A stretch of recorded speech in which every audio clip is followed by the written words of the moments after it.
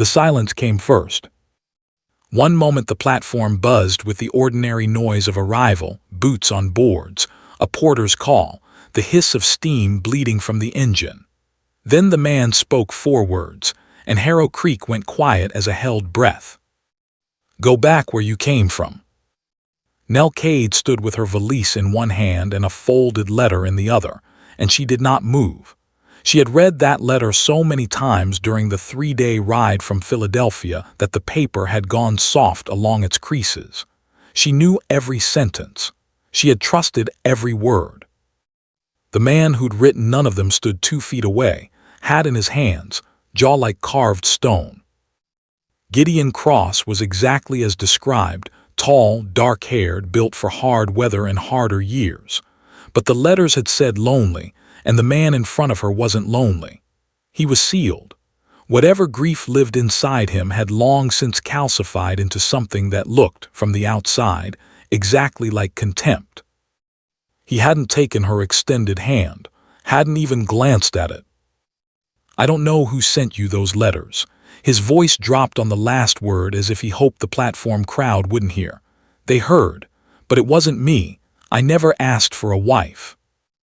The words moved through her like cold water.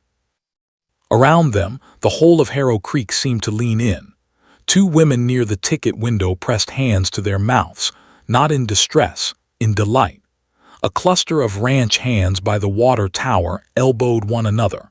The station master shook his head with the tired resignation of a man who'd witnessed this particular kind of disaster before. "The letters promised," Nell started. "Well, I don't," he turned. "There's a train east tomorrow morning. I'll pay the ticket." Something in her chest went sharp and quiet. She had left behind a boarding house room the size of a closet and a teaching position that paid barely enough for bread. She had sold her mother's cameo brooch for the fare west. She had sat up 3 nights on that train telling herself that whatever she found at the end of it could not possibly be worse than what she was leaving. "You're a coward." The words came out before she chose them. Gideon Cross stopped mid-step. Slowly, as if the movement cost him something, he turned back. For the first time he actually looked at her. Not through her, not past her, at her. His eyes were gray, cold and deep as a February sky. "What did you say?" Nell's hand shook, her chin didn't. "I said you're a coward. Whoever hurt you, you're using it as a shield to hurt someone you don't even know." She kept her voice low, but the crowd's silence carried it everywhere. "Someone who traveled 2,000 miles because your letters promise something worth hoping for, and you won't even extend the courtesy of looking at her when you speak." A muscle worked in his jaw. "You don't know anything about me." "I know you're a widower." She watched his face change. "I know you have a young son. I know your ranch is struggling.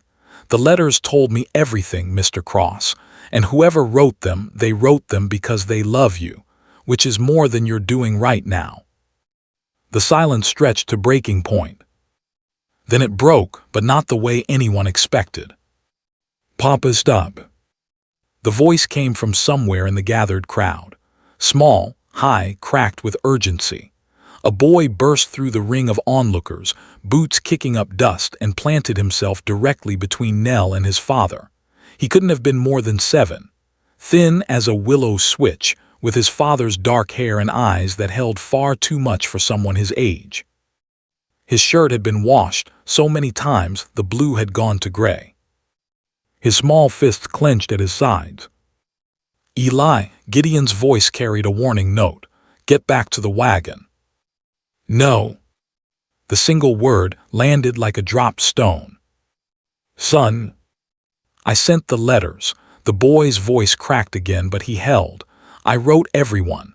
I used your name because I knew you wouldn't do it yourself, but I wrote them." The crowd's quiet became absolute. Nell felt the platform tilt slightly beneath her feet. Those letters, those careful, honest, heartbreaking letters about an empty house, and a boy with no one to teach him and a man drowning in silence, had been written by a child. Gideon's face went white, then a dull, anguished red. "Eli, what did you do?" It wasn't a question. It was the sound of a man realizing how thoroughly he'd been seen by someone he thought couldn't see yet. The boy's composure broke all at once. "I did what you were too scared to do." Tears cut through the dust on his cheeks. "I found someone to help us. Someone to make the house not so quiet. Someone to teach me reading and make the kitchen smell like food again." And maybe he couldn't finish. His whole body shook with it. "Maybe make you stop looking so sad all the time." "Eli. She's been gone a whole year, Papa." The words came out like something that had been held underwater far too long. "And you won't say her name, and you fall asleep at the table, and we never laugh anymore, and I just thought." He couldn't finish. Nell moved without deciding to. She set down her valise, dropped to her knees in the dust right there on the platform, and put both hands on the boy's shaking shoulders. "Look at me." She waited until his red-rimmed eyes found hers. "What you did took courage. You saw your father hurting and you tried to help. That is not something to be ashamed of." "I just wanted us to be a family again," he whispered. Nell's throat closed. She looked up at Gideon Cross over the boy's head. He stood absolutely still. His face was unreadable, or rather, it was trying to be and failing in a dozen small ways. The set of his jaw, the way his hands had gone loose at his sides, something moving behind his eyes that he was working very hard to keep from reaching his expression. "Mr. Cross," Nell said carefully, rising. She kept one hand on Eli's shoulder. "Whatever you decide, your son made a considerable effort on your behalf. The least we can do is spare him the rest of this conversation in front of the entire town." A long moment passed. Then Gideon Cross gave a single short nod. "Wagons this way." He walked toward the platform's edge without waiting. Eli grabbed Nell's free hand and pulled, his palm rough, his grip desperate. The whispers rose behind them like a second wind. "Did you hear that? The boy sent for her. No respectable woman makes that journey alone. Cole's going to send her right back. Mark my words." Nell kept her eyes forward. She'd survived loneliness that could hollow a person out from the inside. She could survive a small town's opinion. The wagon was built for work, not comfort. Eli scrambled up first, then turned and extended his hand to help her, which was more courtesy than his father had shown. They rode in silence through Harrow Creek's main street, a general store, a saloon, a white-steepled church, a post office. People paused to stare. Women leaned close to each other. Men assessed from under their hat brims. Nell kept her gaze on the mountains rising in the distance, purple-gray and enormous, and tried to remember what hope had felt like 3 days ago on that train. Once the town fell behind them, the land opened. Sagebrush and red rock and a silence so deep it had weight. "Miss Cade," Eli's voice was barely audible beneath the creak of the wheels. "Yes." "Are you mad at me for the letters?" She felt Gideon's shoulders tighten slightly. He didn't turn. "No," she said, "I'm not mad. Papa is." "Your papa is surprised. There's a difference." Eli considered this. He's been mad and surprised at the same time before. It usually ends with him going to the barn. Nell almost smiled. "What does he do in the barn?" "Mostly just stands there." The boy said it with perfect seriousness. "I think he talks to the horses. They don't talk back, so he likes them." From the corner of her eye, she saw something move through Gideon's profile, the ghost of an expression that came and went too fast to name. "Enough, Eli," he said, quiet, no edge to it this time. The ranch appeared as they crested a low rise. It was modest and solid, main house, barn, stable, the bones of something built with care over many years. The fence lines were straight. The cattle in the far pasture were well kept. But the house itself carried something heavier than dust. It felt like a place mid-exhale, waiting. Gideon pulled the wagon to a stop and climbed down without a word. He walked toward the barn, didn't look back. "Papa," Eli called, "where are you going?" Work. The barn door swallowed him. Eli's face crumpled, then steadied, the way children's faces do when they've had too much practice at that particular discipline. He'll come back, he said, as if he needed to hear it from someone. He will, Nell agreed. Come on, show me this house of yours. The house was exactly what the letters had described, and exactly what she'd feared. Dust on every surface. Windows so filmed with grime the afternoon light came through gray. Dishes stacked and waiting. A floor that hadn't been properly swept since some season she couldn't name. But underneath, good solid walls. A fireplace built wide enough for winter. Shelves that had once held things people loved. A kitchen table worn smooth by years of use. A home that had simply stopped being tended, the way a garden does when the person who loved it most goes away. Mama used to keep it different, Eli said. He stood in the kitchen doorway watching her take it in. She'd put flowers in jars, made everything smell like bread and cinnamon. A pause. Papa took her pictures down the day after the funeral, said looking at them hurt too much. Nell set her valise against the wall. What did she die of? Fever. His voice went flat, the way children's voices go when they've learned that flatness is the only way to say something without it destroying them. 3 days. One morning she was laughing, then she wasn't. Nell was quiet for a moment.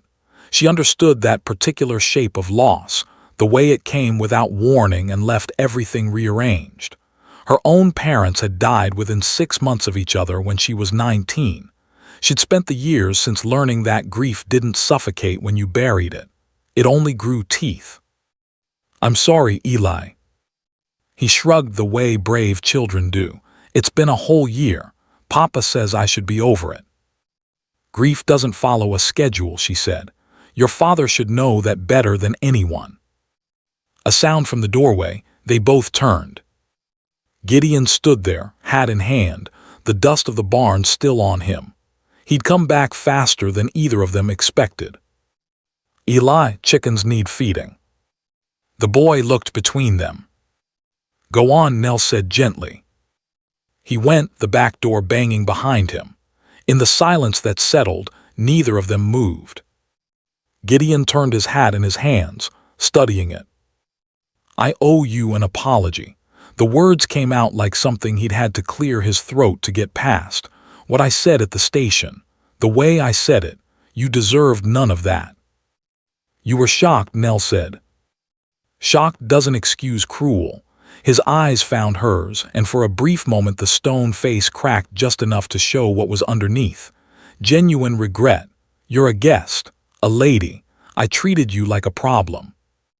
Nell waited. He set his hat on the table. I don't know what to do with you, Miss Cade. The right thing is probably to send you back east with a full purse and a letter of apology. But he stopped, started again. Eli's right about the house, and I can't teach him what he needs. And after that scene at the station, the gossip will follow you regardless. If I send you away now, they'll tear your name apart. And if I stay, they'll tear it apart differently. Yes, blunt, no apology for the truth, but you'd at least have work and wages. He laid it out plainly, 1 month, fair pay, room and board, a reference letter at the end regardless of how it went. Nothing promised beyond that, nothing prettied up. She studied him. Why offer this at all? It would be simpler to just let me go. Gideon was quiet long enough that she thought he wouldn't answer. Because my boy stood in front of 100 people and called me a coward. His jaw moved, and he wasn't wrong. That answer settled something in her chest she hadn't expected. 1 month, she said, weekly wages, Sundays to myself, and she held his gaze. I won't watch you take your grief out on that child. If I see it, I'll say so, every time. His eyebrows shifted slightly, not offense, something closer to recognition. You've got spine. I've needed it. She extended her hand. He looked at it for a moment, perhaps remembering the platform, the hand he hadn't taken. Then he reached out. His grip was firm and calloused and warm. We have an agreement, Miss Cade. They shook once. The deal was made in a dusty kitchen in the middle of Wyoming, witnessed by no one but the afternoon light pressing gray through unwashed glass. It wasn't much, but Nell Cade had learned long ago that chances were worth fighting for, no matter how small they arrived. The days that followed found their shape. Gideon left before sunrise and returned after dark, tracking mud and exhaustion through a door he never held open for himself. Nell cleaned the house room by room, windows first, so the light could come back in. She found primers in a trunk upstairs and set Eli to his letters every morning at the kitchen table, patient through every stumble. He was sharper than he knew.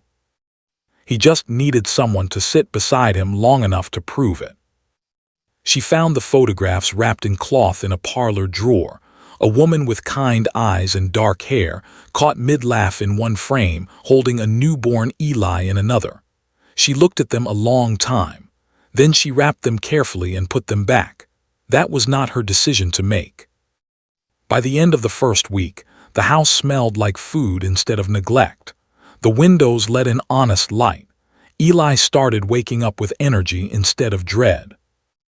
And Gideon Cross stood in the kitchen doorway one evening, taking in the clean floor and the set table, and said nothing at all, but he hung his hat on the peg instead of dropping it on the chair, and he sat down and ate every bite, and when Eli chattered about the chickens, he listened. Small things, but Nell recognized them for what they were. One evening she was reading to Eli by lamplight, a story about a clever girl who outwitted a giant, when the front door opened. Gideon came in, stopped at the sight of them tucked together on the parlor sofa, then moved toward the stairs. "Papa," Eli twisted around, "come listen. She does the giant's voice funny." Gideon paused. The struggle on his face was brief and private. Then he lowered himself into the chair across from them, stiff-backed, like a man sitting in church for the first time in years, uncertain of the customs. Nell kept reading. She didn't look at him.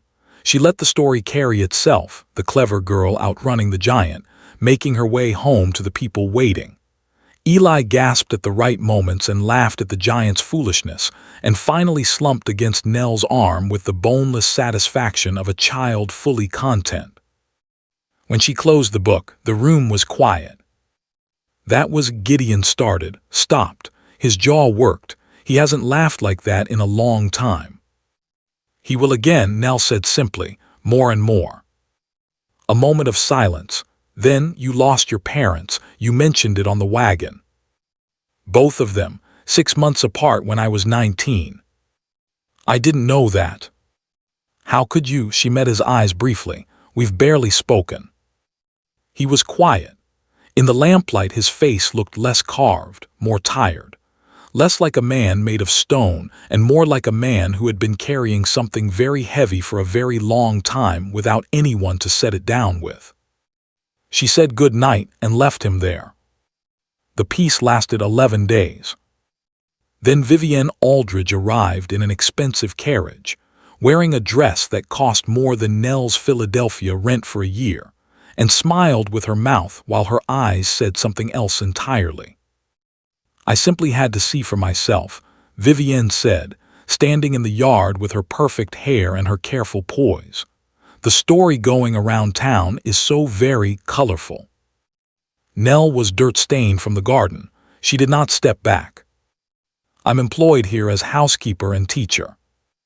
"Of course you are." Vivienne's smile refined itself into something sharper. "Gideon and I have had an understanding since before his wife died. Our families, our land, a natural arrangement, a pause timed with precision. I thought you should know where things stand, before you become too comfortable." She left the way wealthy women leave, as though the air itself was glad of their passing. Nell stood in the empty yard. Eli had appeared at the side of the house at some point. He took her hand without asking. "I don't like her," he announced. "She's protecting what she believes is hers." "Papa's not hers." He said it with absolute certainty. "He's ours." Nell said nothing, but her hand tightened around his. That evening she told Gideon plainly. He set his fork down. There's no understanding between us. Her father wants the land combined. Margaret Vivienne, he corrected himself with the uncomfortable familiarity of a man who'd known someone too long. She wants what her father tells her she should want. I've never encouraged it. I've been clear. His eyes cut to hers. She apparently hasn't heard me. She'll come back. Then let her. He pushed back from the table. You're not the problem here, Miss Cade. You've never been the problem. It wasn't exactly a declaration, but from Gideon Cross, it landed like one.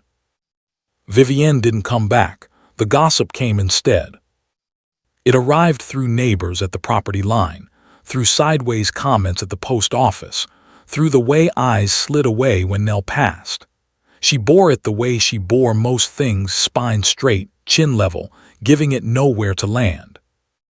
Until the morning she took Eli to Bodine's general store for flour and salt, and the proprietor looked through her as though she were made of smoke. Problem is, Bodine said, voice lowered but carrying, I've had complaints. Customers who'd rather not shop alongside certain kinds of individuals. Nell's face went hot. Before she could form a response, Eli slammed both small palms on the counter. My father is a good man. His voice cracked with the effort of keeping it level. And Miss Cade is good too. You're just mean. He looked around the silent store, all of you. You don't know how sad we were. You don't know how much better everything is now. His voice broke. You don't know anything. Nell took his hand, straightened. Keep the supplies, she told Bodine without turning around. And tell your customers that small-minded cruelty always finds its way back to the door it left from. They drove home in silence. Eli stared at the road. Nell's hands on the reins were steady through an act of pure will. When they pulled into the yard, Gideon was sharpening a fence post, and he looked at their faces and set the tool down. Nell told him, flat and plain, the way you report facts when emotion would crack the whole thing open. His face went dark with each sentence. By the time she finished, his hands were in fists at his sides.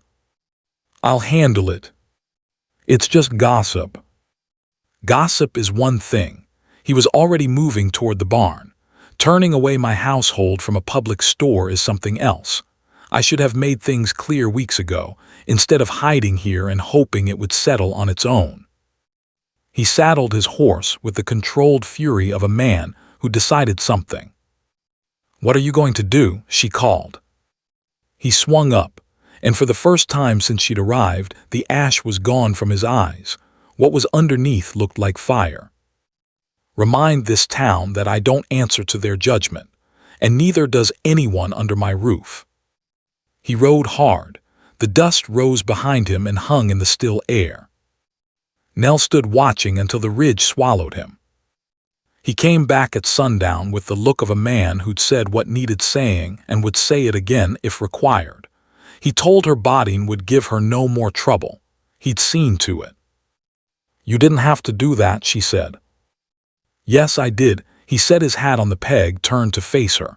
The kitchen lamp threw his shadow long across the floor. You came here on good faith. You've worked harder than anyone I've paid. You've given my son back something I'd stopped believing was possible. A pause. The words that followed cost him something. For what it's worth, Miss Cade, you were right. The first day. At the station. I was hiding from everything that mattered. His jaw tightened. I'm done with that. He climbed the stairs before she could answer. She stood in the lamplight a long moment, listening to the house settle around her. 1 week remaining in the month, she thought, and already she couldn't imagine leaving. The official-looking man arrived on a Thursday. 2 weeks left on their agreement. Nell was hanging laundry when Eli came running, wide-eyed. The man's name was Edmund Farris. He wore a city suit and carried papers with territorial seals. He dismounted in the yard with the practiced air of someone who enjoyed delivering bad news. Mr. Cross. He unrolled his documents without preamble. I'm here on behalf of the Wyoming Territorial Land Office. We've received complaints regarding the moral character of this homestead. Anonymous complaints alleging violation of decency standards, specifically, the housing of an unmarried woman under conditions suggesting impropriety. The word impropriety fell into the yard like something rotten. Under Territorial Statute 14.7, Farris continued, homestead claims may be revoked upon evidence of persistent moral failure. I'll be conducting interviews in town over the coming days. If the assessment finds violations, he tucked the papers back. You'll have 30 days to remedy the situation or vacate. He remounted, adjusting his gloves. The simplest remedy, of course, would be proper marriage or dismissal of the woman in question. Either would satisfy our requirements. He rode out through the gate. In the silence he left behind, a hawk crossed the sky overhead, crying once in a voice that sounded like something lost. Nell heard it, didn't move. "It's the Aldridges," Gideon said, his voice stripped flat. "Roland Aldridge or his daughter. This has their hands all over it. It doesn't matter who filed it." The words came out of her like stones dropping into still water. "I'm the reason your land is in danger. Everything you've built. Everything, Ruth." "Don't." He turned to her and his voice had an edge she hadn't heard before. Not anger. Something rawer than anger. "Don't you dare make this yours to carry." "Isn't it? If I'd gone back to Philadelphia the first morning, then Eli would still be drowning." He stopped, looked away, looked back, and I'd still be calling it surviving. Silence. Then a small voice from somewhere behind them. "You promised." Eli stood in the yard, both fists at his sides, cheeks wet. He'd heard everything. "You promised you'd stay the month." His voice broke on the last word. "Everyone leaves. Mama left. And now you're going to leave. And Papa will go somewhere inside himself and never come back out, and I'll be. He couldn't finish. He turned and ran for the house, and the door slammed with enough force to rattle the frame. The yard fell still. A gust of dry wind moved through the sagebrush. Somewhere in the barn, a horse shifted. Nell looked at the door the boy had disappeared through. Then she looked at Gideon Cross, this closed, grief-worn, difficult man who had just, for the first time, admitted that surviving and living were not the same thing. "There's a third option," she said quietly, "the one Farris mentioned." Gideon went very still. "Marriage," she said, "not a real one. A legal arrangement, a partnership for practical purposes. It protects your claim, silences the gossip, and gives Eli what he needs." She held his gaze. "I'm not asking for love, Mr. Cross. I'm offering a solution." He stared at her. Above them, the hawk made one more pass and was gone. Gideon Cross stood in that yard for a long time after she said it. Not arguing, not agreeing, just standing with the word marriage sitting between them in the dust, while the afternoon light went amber and the cattle in the far pasture moved like slow shadows. Finally, he walked toward the barn. Nell didn't call after him. She went inside, found Eli curled on his bed facing the wall, and sat on the edge of the mattress without touching him. "I'm not leaving," she said. "Not yet. Your father and I are trying to figure something out." A long silence. "What kind of something?" "The kind that takes time to think through. Give him tonight." Eli rolled over. His eyes were dry now, that particular exhausted dry that comes after a child has run out of tears and has nothing left but the waiting. "He's going to think in the barn, isn't he?" "Probably. He thinks better with the horses." "Most people think better alone," Nell said. "Your father just happens to prefer it with an audience that won't argue back." Something moved through the boy's expression, not quite a smile, not quite not. She stayed until his eyes grew heavy. Then she went downstairs and sat in the parlor and did not light the lamp and did not pretend she wasn't listening for the sound of the barn door. He came in just before midnight. She heard his boots on the stairs, then the pause when he saw the lampless parlor and her sitting in it. He crossed the threshold and stood in the dark, hat in hand, and for a moment neither of them spoke.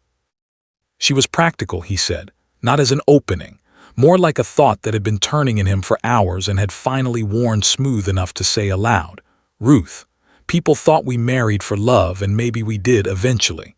But at the start she was a teacher whose schoolhouse was closing. I was a rancher with more land than sense and no idea how to run a household. We made a deal. A long pause. Love came later. After years of working the same ground." Nell waited. "I told myself I'd never do it again." His jaw moved. Couldn't think about it without it feeling like erasure. Like I was trying to replace something that couldn't be replaced. He finally looked at her, and in the dimness she could just make out the line of his face. "But I've been standing in that barn thinking about losing this land. About Noah, Eli watching me fail again. About you packing that valise and disappearing down the canyon road. A breath. And I'm more afraid of that than I am of any of the rest of it." "Is that a yes?" "It's a yes with conditions." He set his hat on the table and sat across from her, the same 2 chairs, the same distance as that first night when he'd offered her the month. "Separate rooms. You manage the house, I run the ranch. We present a united front in town, but between these walls we're colleagues, nothing more." "Agreed." "And Eli can't be told it's a real family. He'll hope regardless, I know that, but we don't encourage it." Nell thought about the boy's face when she'd sat on his bed. "He already hopes. That's not something we control." She folded her hands in her lap. "What we control is whether we're honest with him about what this is." Gideon nodded slowly. "The circuit judge passes through on Friday. If we move fast, we can have the papers signed before Ferris finishes his interviews." "That's tomorrow." "Yes." She looked at him in the dark, this man who'd rejected her in front of a town full of witnesses and was now asking her, in a cold parlor at midnight, to marry him. The absurdity of it was enormous. She didn't laugh, because the stakes were too high for laughter, but she felt the shape of it somewhere under her ribs. "All right," she said, "tomorrow." He rose, paused at the foot of the stairs. "Miss Cade." He didn't turn. "You're saving more than the land. I want you to know that." She heard him climb the stairs. She sat in the dark a while longer, staring at her hands, trying to understand what she'd agreed to and why it felt less like a transaction than it should. Morning came cold and clear. The sky that particular hard blue that Wyoming saved for its most unforgiving days. Nell put on her best dress, plain blue cotton, Philadelphia bought, not a wedding dress by any measure, and braided her hair with extra care, and stood in front of the small mirror trying to locate in her own reflection whatever it was a woman was supposed to feel on a day like this. She found mostly steadiness, which would have to do. Eli knocked before she'd finished pinning the braid. He peeked around the door with wide eyes. "You look pretty." Then lower, "Is it wrong that I'm excited? Mama's only been gone a year and I'm—" "Your mother would want you to be happy." Nell crouched to his level. "This doesn't forget her, it just keeps going." She smoothed his collar. "There's a difference." He considered this with the gravity of a child handling something fragile. "Will you tell me about her someday? If Papa says it's okay." "I'd like that very much." Downstairs, Gideon stood at the kitchen door in a suit that had last been worn years ago. She could tell by the way the shoulders pulled across the breadth of him, the hard labor of the intervening years having remade the frame the suit remembered. He looked formal and uncomfortable and achingly exposed in a way he probably didn't know was visible. "Wagon's ready," he said. "Judge Crane agreed to 9 o'clock." They rode to Harrow Creek, in a silence made large by what it contained. The courthouse was plain stone, the same building that housed the land office and the jail, which struck Nell as a fitting venue for a marriage that existed to fight both. Judge Crane waited on the steps, stout and calm, with 2 church-going locals as witnesses. He asked the necessary questions in a businesslike tone. Both parties answered clearly. The vows were brief, standard. When it came time for rings, Gideon reached into his breast pocket and produced a simple gold band, new, not Ruth's, which Nell noted with a relief she hadn't expected to feel. He slid it onto her finger with hands that were not quite steady. It was too large. It turned sideways immediately, settling crooked against her knuckle. She caught it with her thumb before it could slide further and held it in place, said nothing. "By the authority vested in me by the Wyoming Territory," Judge Crane said, "I pronounce you husband and wife." Gideon didn't kiss her. The witnesses shifted. The silence stretched past comfortable. Nell kept her eyes on the judge, grateful for the omission. A kiss would have been a performance, and they'd agreed on honesty. They moved into Crane's office to sign the papers. The ink was still wet on the second signature when the door burst open. Edmund Ferris, red-faced, breathing hard, like a man who'd ridden fast and arrived too late, filled the frame. "Judge Crane, I protest this proceeding on grounds of—" "On what grounds exactly?" Crane's tone didn't shift by a single degree. "The timing. I delivered my assessment warning yesterday. They married today. That is a transparent attempt to marry legally before witnesses, following all proper protocols." Crane set down his pen. "Are you suggesting I performed an illegal ceremony, Mr. Ferris?" Ferris sputtered. "Because if you're not suggesting that," the judge continued, mildly, "then I believe your business here is concluded." The land inspector's face moved through several colors. He looked at Gideon, who returned the look with absolute stillness. He looked at Nell, who was pressing the loose ring against her finger with her thumb, and watching him the way a schoolteacher watches a child who's interrupted class. He left. In the silence that followed, Eli let out a breath that was half laugh, half nerves. He was really mad. "He'll recover," Crane said. He closed his ledger. "Congratulations, Mr. and Mrs. Cross. I hope you'll be very happy together." They drove home with the announcement made, and the papers signed, and 3 feet of wagon bench between them. Nell kept her hand closed around the ring. The mountains were close today, the way mountains get when the air is dry and still, every ridge line sharp cut against the sky. She watched them and thought about the particular weight of irrevocable things, the ink drying, the names beside each other in a judge's ledger. "Mrs. Cross," she said, just to hear how it fit. It fit the way the ring fit, not quite, but real. "The church social is tomorrow," Gideon said. "Everyone in town will be there." "You want to announce it publicly?" "I want to walk in and let it announce itself." His hand stayed easy on the reins, but she could feel the calculation underneath. Control the story before the story controls us. She looked at the ring, still turning sideways. "Then we walk in together. All 3 of us." Eli between them had been quiet through most of the ride. Now he tilted his head up. "Can I be the one to tell people?" "We'll do it together," Gideon said. The boy nodded, apparently satisfied. "Then I'm glad. Whatever kind of married you are." He leaned against Nell's arm without looking at her. "I'm just glad." When they reached the ranch, Gideon helped her down from the wagon, hand under her elbow, brief and formal, and then turned immediately toward the barn. "North fence," he said, "coyote sign." "It's past noon. You haven't eaten." "I'll manage." He was gone before she could find another argument. Nell stood in the yard with the sun pressing down and the ring loose on her finger, and the full weight of the day settling over her like a coat that didn't quite fit. "He's scared," Eli said from behind her. "I know. Are you scared?" She looked down at him, a little. "But you're staying." "I made promises today. I keep them." She squeezed his hand and led him inside to cook the best dinner their cold cellar could provide: roasted chicken, garden potatoes, biscuits that rose golden and perfect. Not a wedding feast, a marker. This day happened. This day mattered. She needed the table to say so, even if nothing else could. Gideon came in at sundown. He stood in the doorway looking at the set table, the good dishes, the food arranged with deliberate care. "We should eat together," Nell said, "as a family." The word dropped into the room and stayed there.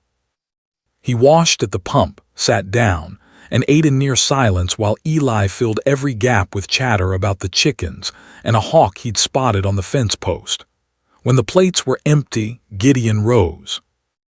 "I'll sleep in the barn tonight." Nell looked up. "We agreed on separate rooms." "Separate rooms still has 2 lit windows." His jaw was set. "People talk, people watch. One light, one room, it's cleaner." "Papa," Eli said, "the barn is cold." "I've slept colder." He took his hat, looked at Nell once, expression unreadable, locked the doors. And he was gone. Nell got Eli to bed and read him 2 pages of the fairy tale book until his eyes closed mid-sentence. Then she walked to her room, the room that had been Ruth's before her, and sat on the edge of the bed and let herself have exactly 5 minutes. She cried quietly and without drama, the way women who have learned that crying is a private resource do when they've been saving it all day. Then she wiped her face, straightened her spine, and lay down in the dark. She had married a man who was sleeping in his own barn on their wedding night. She had known what this was when she agreed to it. That didn't make the ceiling any less empty. Morning came regardless. Gideon was in the kitchen when she came downstairs, coffee made, looking like a man who had not slept and had decided that movement was the best available substitute. The shadows under his eyes were deep. "Still planning on the social?" Nell asked. "Yes." She poured herself coffee. "Then we should look like people who chose each other. Can you manage that?" The look he gave her was sharp, not offended but recognizing. "Can you?" She held his gaze. "I'm a school teacher. I've spent years making things look manageable that weren't." Something almost moved through his expression. The church social began at 2 on the lawn behind the white steeple. Most of Harrow Creek was already spread across blankets and clustered under the elms when the cross wagon rolled up. Every head turned. Gideon helped Nell down with his hand firm at her waist, not a performance, or not only a performance, and they walked in together with Eli between them, the boy's hands in both of theirs. The conversations didn't slow.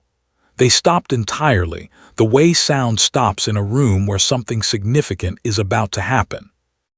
Reverend Walsh came forward with careful steps. "Gideon, Miss Cade." "Mrs. Cross." Gideon's voice carried without effort. "We were married yesterday morning by Judge Crane. I wanted to introduce my wife." The announcement moved through the crowd like fire through dry grass.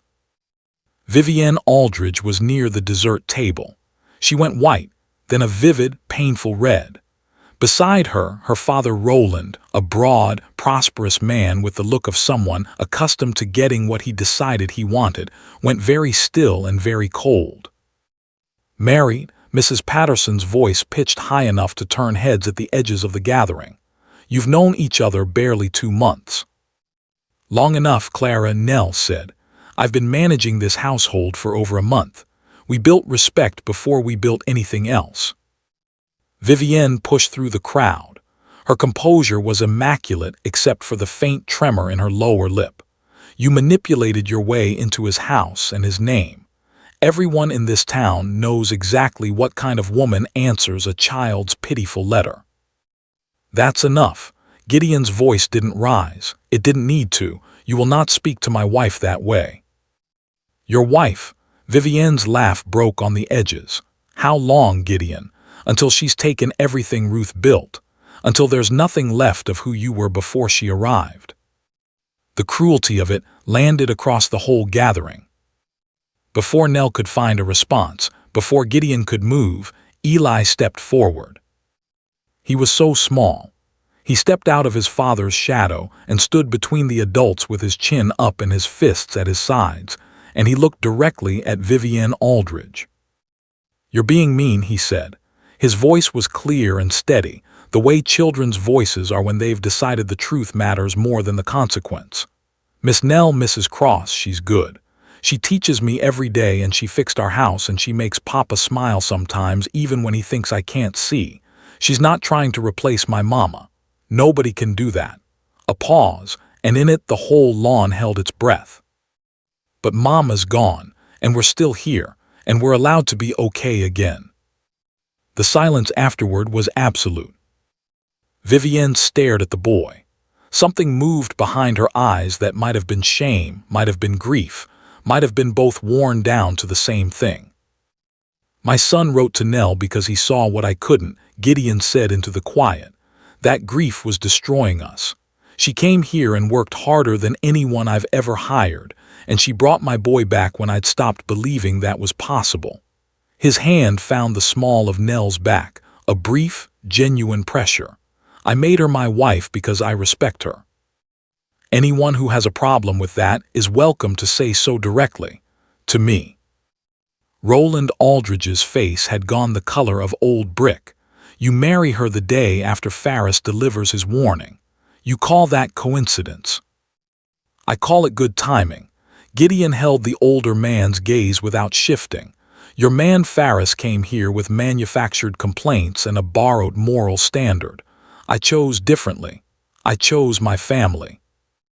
That land, Roland said, low and tight, should have come to me through Margaret. Through Vivienne, Gideon said, and I've been clear with her and with you for 2 years. You assumed. That's not a claim, that's a wish. Roland Aldridge's jaw worked. He took his daughter by the arm and walked away through the parting crowd. In the quiet that followed, Mrs. Henderson, the widow who ran the boarding house at the edge of town, stepped forward and took Nell's hand warmly in both of hers. Congratulations, she said simply. Marriage is always worth celebrating, however it starts. It broke the spell. Others came forward cautiously, some of them with the uncomfortable smiles of people switching sides, but enough to prevent the day from collapsing entirely. They stayed 2 hours. They ate. They stood close. Nell answered questions about recipes and the garden and Eli's lessons, and Gideon answered questions about the north pasture and the fall cattle count, and all the while his hand found hers occasionally at the punch bowl, leaving the dessert table, and each time it felt less like performance and more like something that had learned its own weight. On the ride home, Eli fell asleep against Nell's side before they'd cleared the church gate. You did well, Gideon said quietly. I felt like I was on trial. You were, he glanced at her. We survived it. She looked at the ring, turning it right with her thumb as she had a dozen times that day. For now. The week that followed had a careful, tentative rhythm. Gideon thanked her for meals. He asked about Eli's lessons. He sat with them twice in the evenings while she read, not pretending to be absorbed, not performing attentiveness, just present in the way a man is when he's stopped fighting the room he's in. He moved from the barn into the house, into the small sewing room off the back hallway that had been Ruth's project space. The room was barely wide enough for a cot. He never complained. Some nights through the walls, she heard him not sleeping. She understood. She wasn't sleeping well either. But small things shifted. He started telling her things at dinner, not feelings, not confessions, just information. The north fence held. One of the cows was due to calf in September. The well needed looking at before winter. He said these things the way a man does when he stopped thinking of the person across from him as a stranger. Nell filed them away like letters worth keeping. On a Tuesday morning, 3 weeks after the ceremony, she was in the garden when the sound of horses reached her. 3 of them. Ferris dismounted in the yard with 2 men she didn't recognize, and a document heavy with official seals. He smiled. He'd been waiting to smile like that for weeks. Mr. and Mrs. Cross. The title landed with precise irony. I'm here to deliver the results of the moral fitness assessment. Gideon stepped forward from the barn door. The marriage resolves your concerns. It would. Ferris unrolled the document, if the marriage were genuine. Unfortunately, our investigation indicates otherwise. Multiple witnesses confirm separate sleeping quarters. No observed signs of genuine marital intimacy. A pattern of behavior consistent with a legal arrangement rather than a legitimate union. He let that settle. Marriages entered into solely to circumvent territorial requirements can be nullified. And once nullified, the original moral violations stand. He handed the papers to Gideon. You have 30 days to vacate this property. Nell's voice came out very steady. Someone has been watching this house. Someone has been providing information, yes. Ferris tucked his gloves into his belt. The solution remains the same as before. Demonstrate a genuine union, or he turned his horse. Begin packing. He rode out. The yard went silent. Gideon stared at the papers in his hands. Something in his face had gone very still, not the controlled stillness of anger, but the absolute quiet of a man looking at the end of something. We married to satisfy them, Nell said. Her voice came from somewhere far outside herself, and now the marriage is the weapon. Yes. So what do we do? He looked up. His eyes were dark and direct and more exposed than she'd ever seen them. We make it real. Stop the separate rooms. Stop the distance. Give them evidence they can't dismiss. He paused. I know that's not what we agreed to. I know I have no right to ask. But you're asking. I'm asking. She looked at him. This man who'd stood at a train platform and refused to see her, who'd come back from town with fire in his eyes because someone had humiliated her in a store, who told his son she's family now in front of a crowd that hoped she wasn't. All right, she said, we'll make it real. They did it together, clearing the master bedroom, making space where there had been a shrine. Ruth's hairbrush from the vanity, a shawl draped over the chair, a small jewelry box, a framed silhouette of Eli as an infant. Gideon lifted each item slowly, wrapped it in cloth, placed it in the cedar trunk with the kind of care that said not gone, just held elsewhere. His hand shook when he closed the lid. Nell put her hand on his arm briefly. He covered it with his own. They stood there a moment, not speaking, not moving, and then he exhaled and they kept going. She hung her 3 dresses alongside his work shirts in the wardrobe, moved her few books to the small table beside the bed, set her hairpins on the corner of the dresser where the hairbrush had been. The room looked different, not healed but opened. When Eli saw it, his eyes went wide. He stood in the doorway measuring something internal. Does this mean you're really married? He asked, not just the paper kind. Gideon crouched to the boy's level. We're still learning each other, still figuring out what we are. His voice was rough but even, but she's not going anywhere. You understand? Eli looked at Nell. She gave him one certain nod. He threw his arms around both of them, an awkward collision of 3 people, nobody quite fitting, and held on. That night after Eli slept, they lay in the dark on opposite edges of the bed, with the careful, deliberate space of 2 people who have agreed to proximity, but not yet to comfort. The lamp was turned low. Neither of them spoke for a long time. Clara, he used her first name without seeming to realize it. Then, Nell. Yes. When I turned around at the station, when you called me a coward, a long pause, I looked at you, really looked, and I thought, this woman is terrified and she's still standing. I didn't know what to do with that. She stared at the ceiling. I was terrified. I know, quiet. You hit it better than I do. Years of practice. He shifted. She heard him turn, and she turned too, and in the low light they faced each other across the white expanse of the bed, neither touching, both entirely aware of the other. You terrify me still, he said, matter of fact.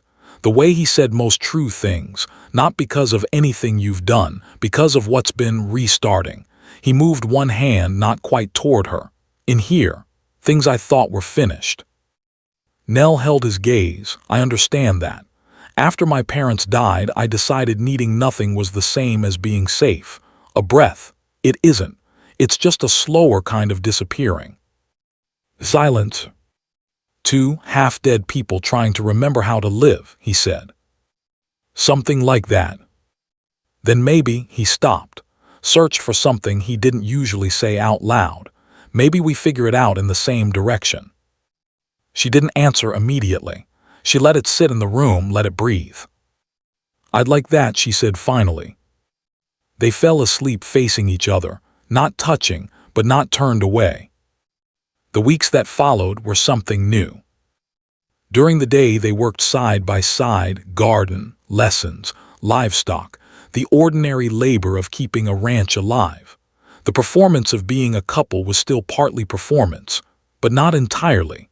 Nell found herself asking his opinion on things she didn't have to ask about. He started telling her things she hadn't asked to know.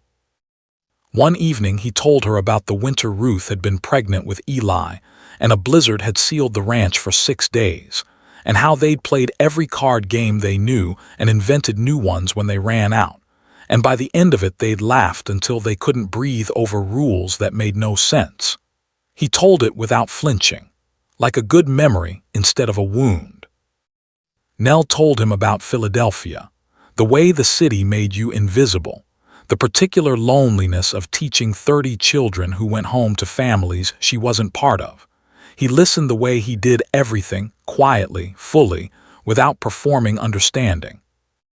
Eli watched all of it with the satisfaction of someone whose plan was working out better than expected. 3 weeks into the new arrangement, they went to town together for supplies. Hand in hand through Bodine's doorway, not for the audience or not only. Bodine was scrupulously polite. The town watched. They were loading the wagon when Roland Aldridge appeared, Vivienne 2 steps behind, both of them wearing the look of people who had decided this had gone on long enough. This has to end, Cole. The name was a deliberate slight. Everyone knows what you've built here is a legal trick. You've made a mockery of the institution and dragged this town into your deception. My marriage, Gideon said, is not your concern. It is when it keeps land out of my hands that should have been. You had hopes. Gideon's voice was flat and final. I never made you a promise. Don't dress up your disappointment as a claim. Vivienne stepped forward. Her composure was failing at the edges. She's bewitched you, made you forget everything. Sarah, Ruth. I owe Ruth peace. Gideon said it quietly. That means moving forward, not standing still in a grief she specifically told me not to let kill us. His eyes cut to Vivienne, not unkind but without give. I'm sorry you're hurting. I genuinely am, but she's my wife. That's not changing. Roland's fists were tight at his sides. Ferris will finish this. When your marriage is exposed for the fraud it is, you'll lose the land and the woman both. Don't come to me asking for anything. I won't need to, Gideon said. I have what I need. He helped Nell into the wagon, climbed up. They drove out of Harrow Creek without looking back. A mile past the canyon road, Gideon pulled the horses to a stop. Nell looked at him. He turned to face her fully, the reins loose in his hands. This started as a practical arrangement, he said. I know that. You know that. His voice moved the way it did when he was reaching for something he didn't usually reach for. But what it's become, that's not practical. And I'm done pretending I don't know what it is. Her heart was very loud. What it is, she repeated carefully. I'm falling in love with you. He said it the way he said everything, direct, no decoration, slightly uncomfortable with the exposure but unwilling to be dishonest about it. Slowly, imperfectly, but genuinely. And I thought you should know that before another day passes where I know it and you don't. Nell felt her eyes fill. She hadn't expected that. She had suspected it, had felt the current of it building for weeks, but hearing it stated plainly in that plain, rough voice on a dirt road in Wyoming. I've been, she started, stopped, For weeks I've been. Nell, I love you, simpler to say it than to build toward it. I didn't expect to, I didn't plan to, but I do. He reached across the bench and cupped her face in one calloused hand, and she leaned into it. And then he kissed her, careful at first, the way a man kisses someone he's been waiting to kiss for longer than he's admitted, and then not careful at all. When they broke apart, his forehead came to rest against hers. Finch, he said, the Aldridges, all of it, a breath, we face it together. Together, she agreed. She pressed the loose ring steady with her thumb. He noticed. He looked down at it, at her hand, at the ring that had never properly fit. Something moved across his face that she filed away without naming yet. Together, he said again, softer. Ferris arrived the next morning with a sheriff's deputy and a document stamped in triplicate. Final notice, Mr. Cross. He handed over the papers with the smile of a man who'd been patient and was finally satisfied. The assessment is complete. Your marriage does not meet the legitimacy standards required to satisfy the Homestead Moral Fitness Clause. 7 days to vacate before formal removal proceedings begin. 7 days, Nell said. Unless something changes dramatically, I think we both know it won't. He rode away with the deputy, and the gate swung shut behind them, and the yard was very quiet. Gideon stared at the papers. Nell watched his face, the way hope left it, the way something older and heavier moved in to fill the space. We've played every card, he said. His voice had gone hollow. The marriage, the shared room, the public appearances. None of it matters because the timing is wrong and they've already decided. We've been playing defense, Nell said. He looked at her. Every move we've made has been responding to them. Her mind was moving fast, pieces clicking into alignment, proving our innocence to people who have already decided our guilt. But what if that's not the fight? What do you mean? Ferris keeps saying anonymous complaints. She grabbed his arm. They're not anonymous. They've never been anonymous. The Aldridges want your land, that's the real engine. Ferris is the instrument. If we can show that connection, financial, personal, documented, we don't just defend the marriage, we expose the whole machinery. Gideon's eyes sharpened. We have 7 days, Nell said. Let's use them to go to war. They started that same afternoon. No plan beyond the first step, which was Mrs. Henderson, because Mrs. Henderson ran a boarding house at the edge of town and had been quietly, reliably paying attention to Harrow Creek for 30 years. Nell went alone, on foot, while Gideon stayed with Eli and the records he'd already begun pulling from the ranch's files. The boarding house smelled of beeswax and old wood. Mrs. Henderson sat Nell down at the kitchen table without being asked, and listened without interrupting, her hands folded, her expression the precise attentiveness of someone who has spent decades being underestimated by people who didn't understand that listening was its own form of intelligence. When Nell finished, Mrs. Henderson nodded once. Then she rose and opened a cabinet near the stove. Edmund Ferris has taken dinner at the Aldridge house 4 times since he arrived in Harrow Creek. She set a small leather ledger on the table. I know because the Aldridge cook orders extra supplies from Bodine on those evenings. I record everything that moves through this town. Old habit. She slid the ledger toward Nell. I also know that Roland Aldridge attended the same territorial land conference as Ferris 2 years ago. They were seen leaving together on the last evening. I couldn't tell you what was arranged between them, but something was. Nell pressed her hand flat on the ledger. Would you testify to what you know?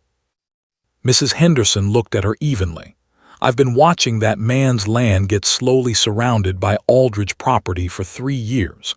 I'll testify to everything I've seen. The land office records were public. That was the thing Roland Aldridge had apparently not considered, or had considered and dismissed, because he believed men like Ferris covered their tracks. But territorial financial disclosures were filed quarterly and available to any citizen willing to ask for them. And on the second morning of their 7 days, Gideon rode to the county seat 12 miles east and came back in the early dark, with copies showing that Edmund Ferris held a documented investment stake in the Aldridge cattle concern. Not a small one. He set the papers on the kitchen table, and Nell looked at them and felt something loosen in her chest that had been wound tight since the eviction notice. He had a financial interest in seeing this land transferred, she said. Every step of this assessment increased the value of what he stood to gain. It's not just bias. Gideon's voice was flat, it's fraud. Can we prove the connection clearly enough for Crane? We can prove the investment. We can prove the dinners. We can prove that the previous inspector, a man named Aldous Priet, assessed this homestead 2 years ago and found no violations. And we can prove Priet was replaced by Ferris 3 months before the Aldridge family began lobbying the territorial office about our property line.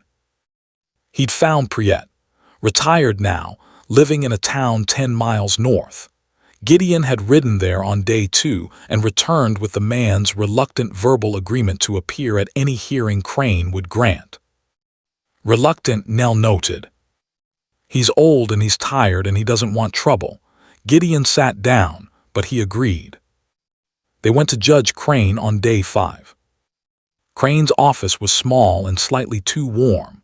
He read through everything they'd brought, the financial disclosures, Mrs. Henderson's ledger, the records of Priet's prior assessment, signed statements from 3 neighboring ranchers describing pressure from Roland Aldridge to sell at below-market value in the years since Ruth died.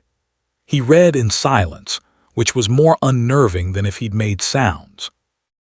When he finished, he set the papers in an even stack and looked at them both over his spectacles. If this is accurate. It is, Nell said. Then Ferris violated his oath in his office, and Roland Aldridge used a territorial inspector as a personal instrument for property acquisition. Crane tapped the stack once. I'll call an emergency hearing. Tomorrow morning, 10 o'clock. I'll summon Ferris, the Aldridges, and the territorial land supervisor. A pause. You'll need Priet there. His testimony about the prior assessment is the cleanest evidence that this process was corrupted from the start. He'll be there, Gideon said. He'd better. Without him, the financial records suggest corruption, but don't prove it conclusively. Ferris will claim coincidence, and a judge with less information than I have might believe him. They thanked him and left. The message arrived at midnight. A boy from town, barefooted, handed Nell a folded note at the door and was gone before she could ask questions. She read it by lamplight in the hallway. Cannot appear tomorrow, too much risk, I am sorry. A. Priet. She stood with the note for a long moment. Then she walked to the bedroom, where Gideon was not sleeping, and sat on the edge of the bed and showed it to him. He read it, set it down on the blanket between them. Neither of them spoke for long enough that the silence took on shape. Without Priet, Nell said finally, we have financial connections and circumstantial pattern. Crane said it himself. Ferris will call it coincidence. I know. We go anyway. He looked at her. We go anyway, she said again. We present what we have. We make them explain it. And we trust that a man who commits fraud is usually less afraid of the crime than he is of the consequences, which means if Crane puts real pressure on Ferris in that room, his first instinct will be to protect himself. She held Gideon's gaze. Corrupt men don't take risks for loyalty. They take risks for profit. The moment this stops being profitable for Ferris, he gives up Aldridge.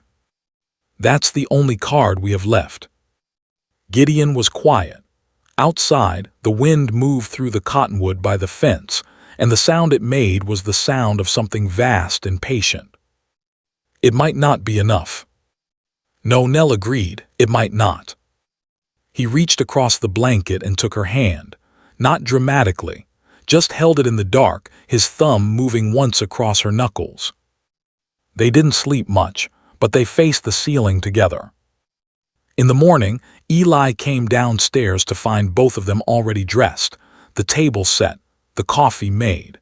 He looked between them with the careful reading of a child who has learned to measure adult faces for weather.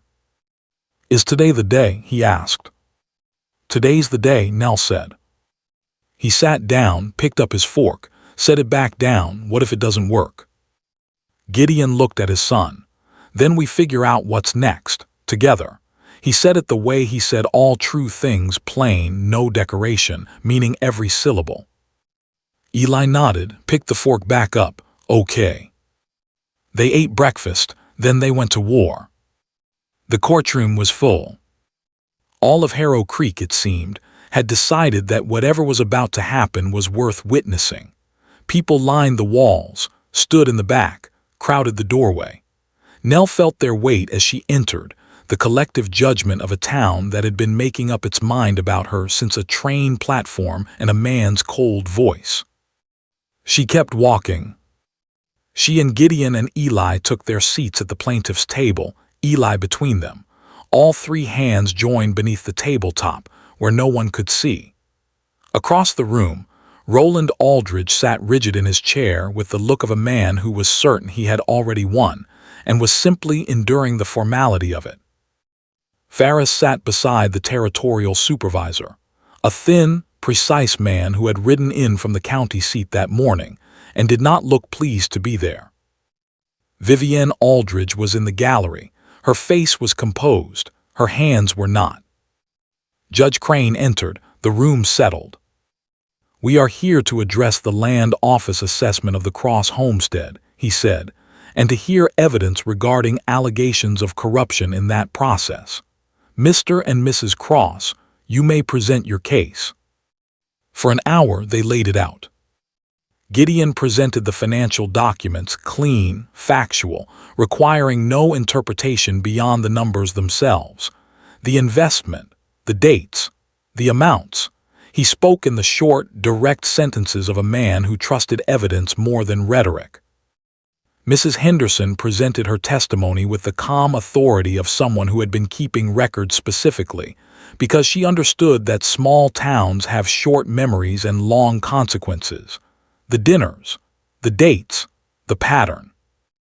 Nell presented the signed statements from the neighboring ranchers, 3 families who described, in plain language, the systematic pressure applied by Roland Aldridge's land agents after each of them experienced a bad season or a family difficulty. Opportunistic acquisition, she called it, a pattern of targeting vulnerable homesteads during moments of crisis. Roland Aldridge's expression didn't change. He'd been expecting this to be an easy morning. Then Crane turned to Ferris. "Mr. Ferris, your financial disclosure shows an investment of considerable size in the Aldridge cattle concern, placed 8 months before you were appointed to replace Inspector Priet in this territory." Crane's tone was a still river, no current visible on the surface, everything moving underneath. "Would you explain the nature of that investment, and whether you disclosed this conflict of interest to the land office prior to accepting this assignment?" Ferris straightened. "Your Honor, many territorial employees hold private investments. The standard for conflict of interest requires a direct connection between." "Did you disclose it?" Crane said. A pause. "The disclosure process at the time of my appointment did not specifically require." "Mr. Ferris," Crane set down his pen, "I'm going to ask you one more time because I want the answer on record. Did you disclose your financial relationship with the Aldridge family to the land office prior to undertaking this assessment?" The room was absolutely silent. Ferris looked at Roland Aldridge. Roland Aldridge gave the smallest possible shake of his head. Ferris looked back at Crane, at the territorial supervisor, who was writing something in a small notebook with the focused attention of a man compiling evidence.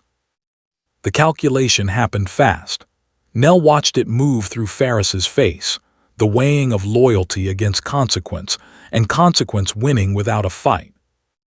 No, Ferris said, I did not.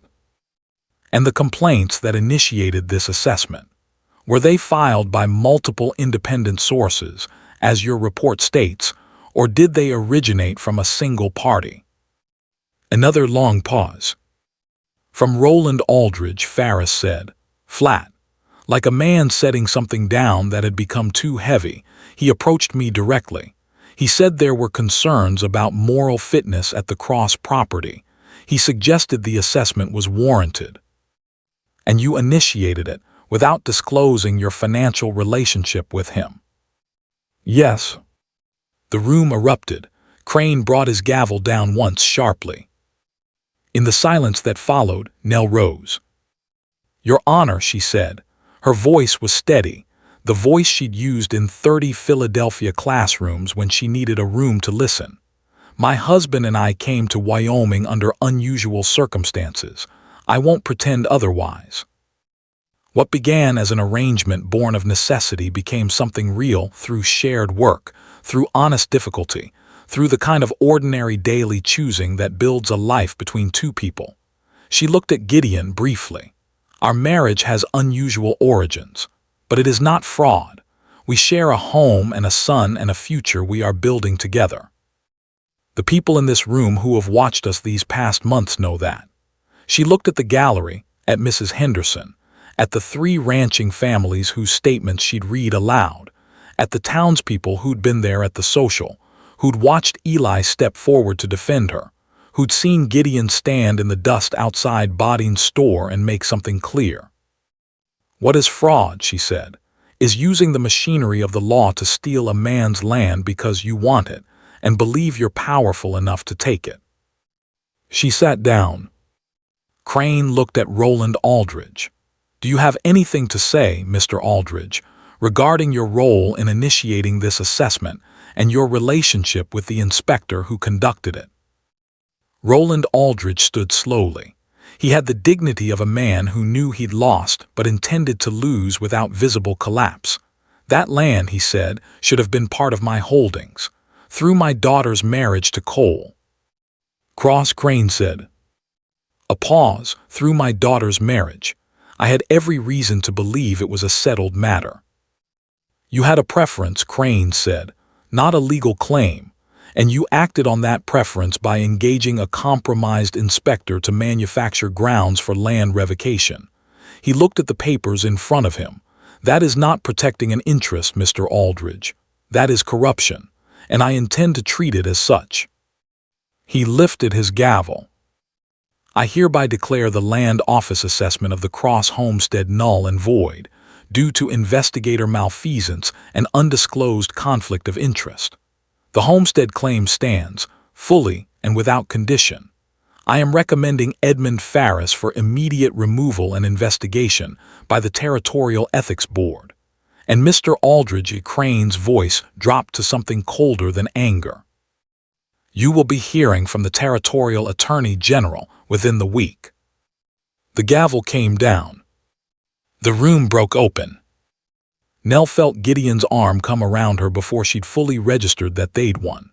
She felt Eli hit them both from the side, arms tight around whatever he could reach, his face pressed against her sleeve. She heard the sound of the courtroom, chairs scraping, voices rising, the specific chaos of a crowd that had expected one outcome and received another. She pressed her face briefly against Gideon's shoulder. One breath, just one. Then she straightened, because there was still a room full of people and she had spent long enough in this town being looked at. She was going to be looked at with her chin level. Mrs. Henderson was first, a warm grip, both hands genuine. Several of the ranching families followed, their congratulations cautious but real. Even Bodine crossed the room, his expression the studied neutrality of a man choosing to regard the past as a brief misunderstanding. Nell accepted all of it with measured grace. She was watching the door when Vivienne Aldridge came through it. Roland was already gone. His exit had been efficient and dignified in the way of men who know the next move before the room has finished processing this one. But Vivienne came back. She stopped a few feet away. She wasn't wearing her usual armor, the perfect hair and the cultured composure. She looked like what she was, a woman who had believed something for years and had been watching that belief come apart in a courtroom all morning. "I owe you an apology," she said it to Nell first, then to Gideon briefly. "What I did, the things I said at the social, the cruelty I aimed at you." She stopped, steadied. "That was mine. My hurt made someone else's target. You didn't deserve it." "No," Nell said, "I didn't." Vivienne absorbed that without flinching. "I'm sorry for it." "I know." Nell looked at her, this polished, unhappy woman who had grown up being told that her value was in what she could be exchanged for, and had believed it completely. "I hope you find something real, Vivienne. Not what your father decided you should want. Something you chose." Vivienne nodded. Her throat moved. She walked away without looking back, and Nell watched her go with something that wasn't sympathy exactly, but was adjacent to it.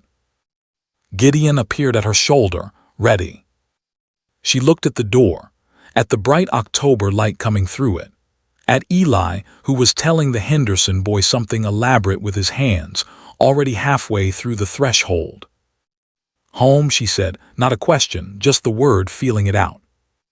"Home," he agreed. They were quiet on the drive back. Not the silence of things unsaid, but the particular quiet that follows a long, difficult thing finally finished.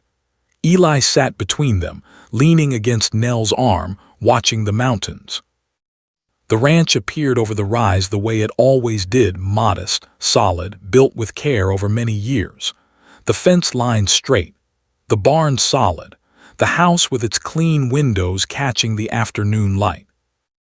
"It looks the same," Eli said. "It is the same," Gideon said. "Good." The boy jumped down from the wagon before it fully stopped. "I'm going to tell the chickens." They watched him run. "He's going to tell the chickens," Nell said. "He tells them everything." Gideon climbed down, came around, offered his hand.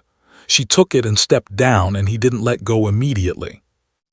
"Thank you," he said, "for the investigation, for the hearing, for..." He stopped. The words weren't sufficient, and he knew it, for all of it. "We did it together.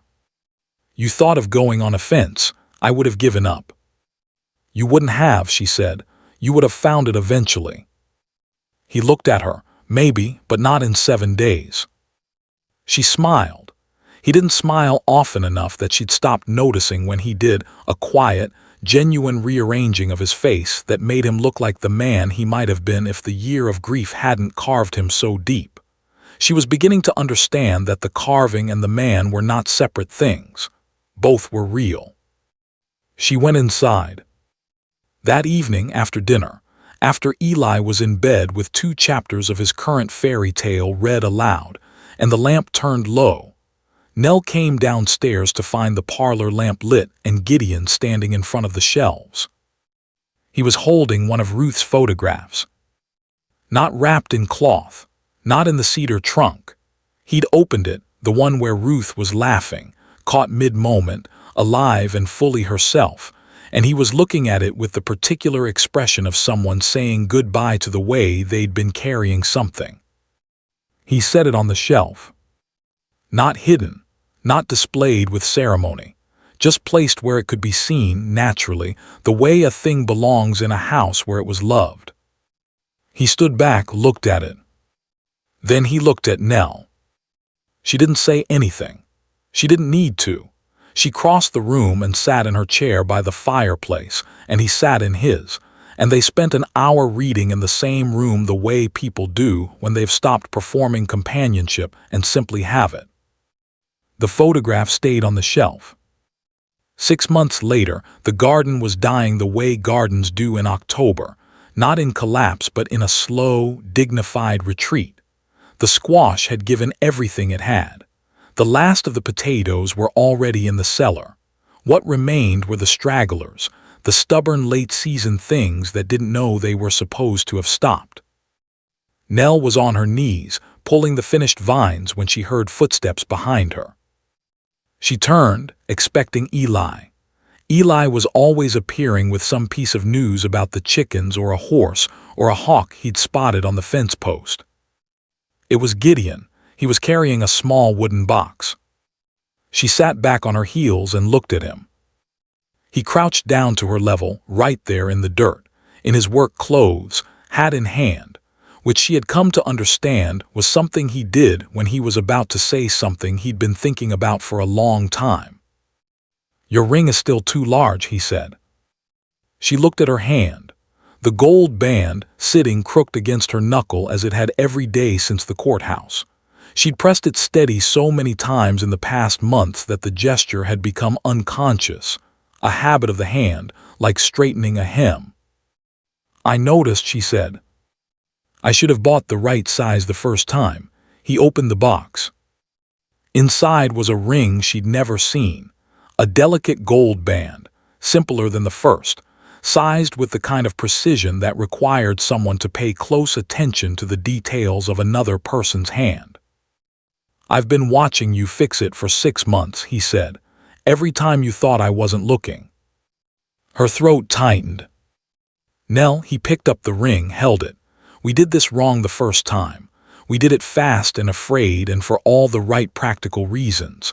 And it turned into something real anyway because of who you are and because of," he stopped, found a simpler line, "because I was wrong about what I was capable of feeling again. You showed me that." She pressed her lips together, did not cry, decided she would be allowed to cry slightly given the circumstances. "I want to do this right," he said, "not to fix the record or satisfy anyone's requirements, because I love you and I choose you and I'd choose you again every morning without the land or the law or the gossip requiring it of me." He held up the ring. "Will you marry me? The actual kind?"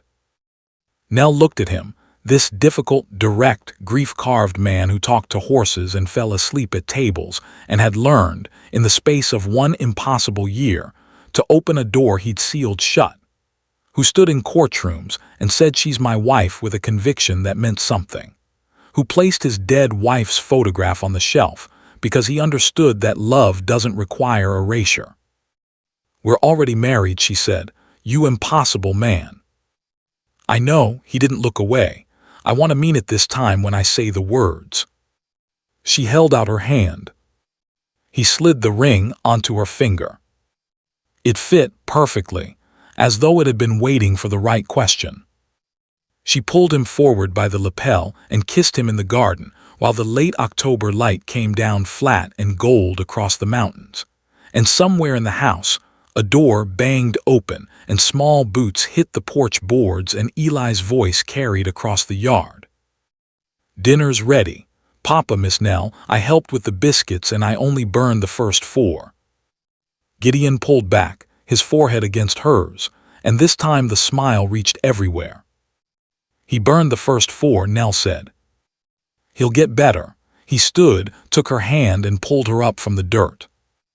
They walked back to the house together, she still in her garden apron, he with his hat in his free hand, both of them mud-kneed and entirely themselves, while Eli held the door open with exaggerated patience and delivered a detailed account of the biscuit situation. That evening, after dinner, Nell sat in the parlor with her mending and Gideon sat across from her with his almanac, and Eli lay on the rug between them with his reading primer, sounding out words in a low murmur, his finger moving under each one. On the shelf above the fireplace, Ruth's photograph caught the lamplight. And in a frame beside it, small, hung level, glass polished clean, was a letter, written in a child's unsteady hand, the letters large and sincere and slightly crooked from the effort of meaning every word. Nell had found it in Eli's room 3 months ago, tucked in the primer. She'd asked him if she could keep it. He'd looked at her for a moment, that careful, old soul measuring, and then nodded with the gravity of someone making a real gift. She'd framed it herself. It wasn't a reminder of deception. It was proof of something she had come to understand slowly and completely, That courage doesn't always know it's courage when it's acting. That the families worth building are often the ones no one planned for.